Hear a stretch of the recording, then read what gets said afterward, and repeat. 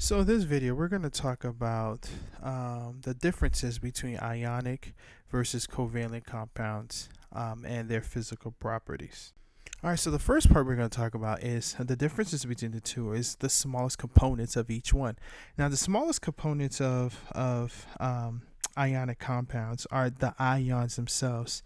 So, like if you're talking about sodium chloride, it could be broken up into Na plus and Cl minus, and that's especially true when ionic compounds dissolve because they can actually be broken up to its ion parts, right? And remember, this is a crystalline structure, so they're just ordered in a very rigid, organized fashion.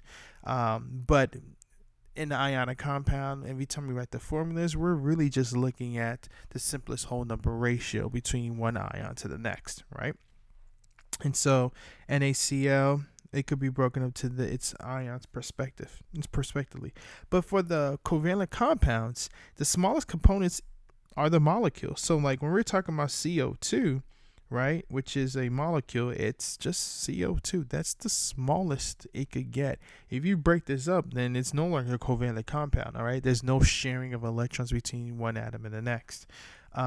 Same idea, H2O. This is a covalent compound. I mean, that's as small as you're going to get it. PS2. um, but yes, this is as small that you could potentially get them. Okay, yeah. So that's one big difference between the two. Another big difference is basically what makes them up, right?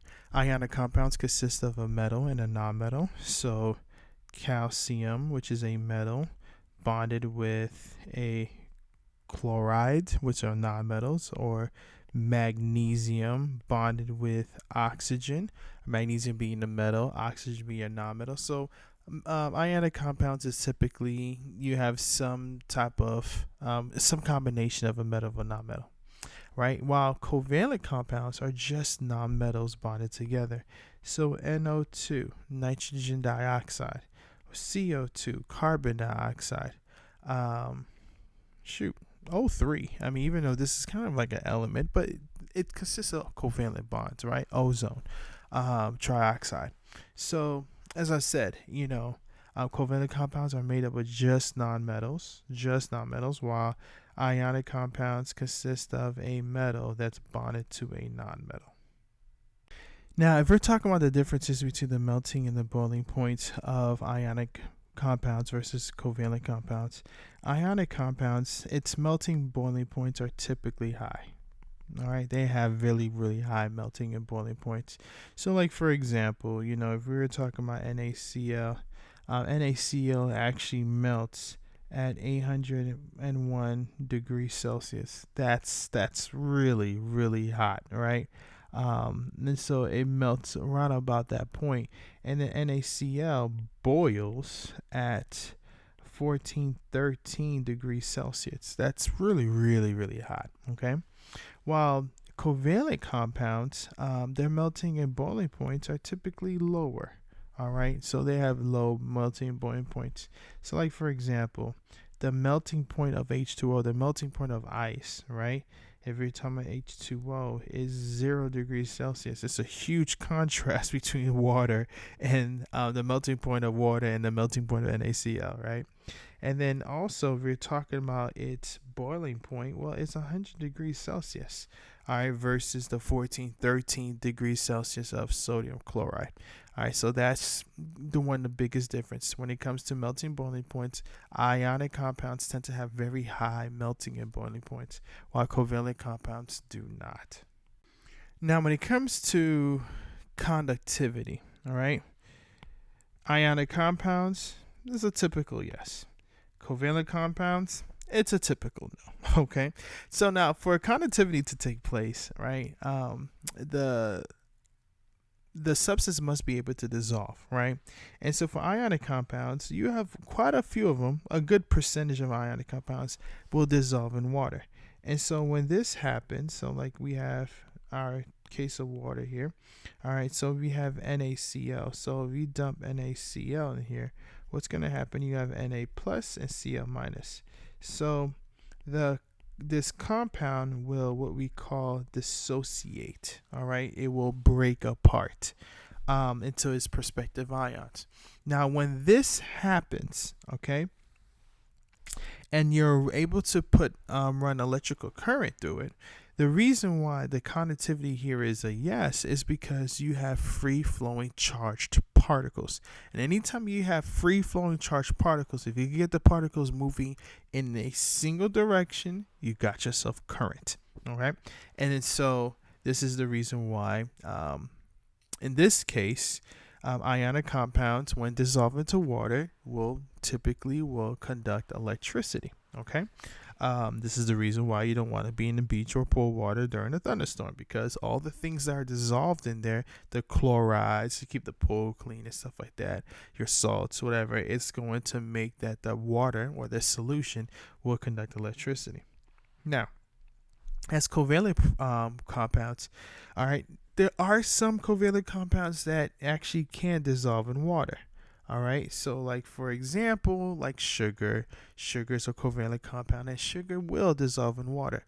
But how it dissolves, it's completely different from how ionic compounds dissolve. When ionic compounds are dissolved, you see that this compound breaks up to prospective ions.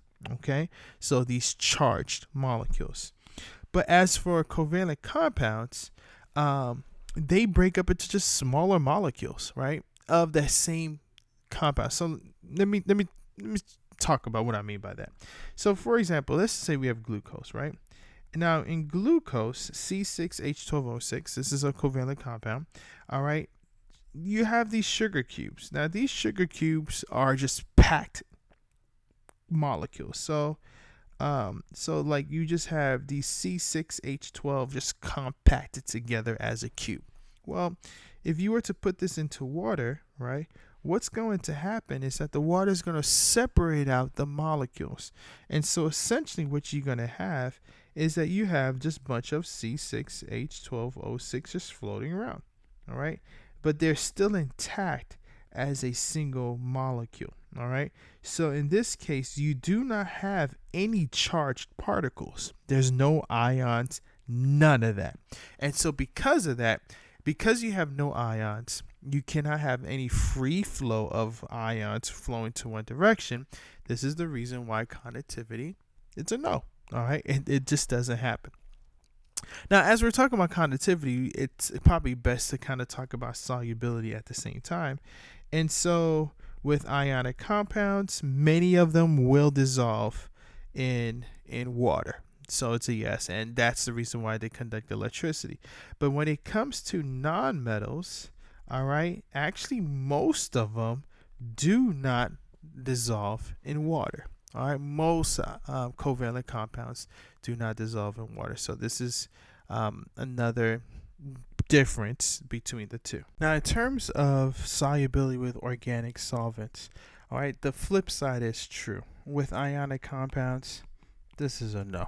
All right, there's very little interaction between ionic compounds and organic solvents. All right, so you really cannot put salt into cooking oil and expect the salt to dissolve. It's not going to happen. This just doesn't work that way. But when it comes to covalent compounds, yes, they actually will dissolve in organic solvents. All right, that's just because the molecules are very, very, very close and very alike, and so they tend to dissolve into one another. All right, so just make sure you understand these key differences between ionic compounds and the covalent compounds.